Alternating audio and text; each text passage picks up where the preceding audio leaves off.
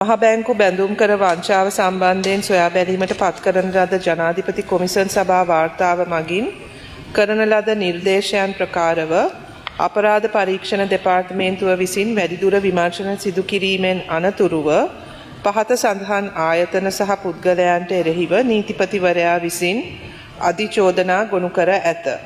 1. Perpetual Treasuries Limited 2. සංදේශ් Ravindra Karunaratne හිටපු මුදල් අමාත්‍ය 3. ලක්ෂ්මන් අර්ජුන මහේන්ද්‍රන් හිටපු අධිපති ශ්‍රී ලංකා මහ බැංකුව 4. පත්තිනිගේ සමරසිරි හිටපු නියෝජ්‍ය අධිපති ශ්‍රී ලංකා මහ බැංකුව 5. Arjuna Joseph Aloysius 6. Parisena Apuhamilage Don Kasun Oshadhi Parisena 7. Geoffrey Joseph Aloysius 8. Chittaranjan Pulugalla 9.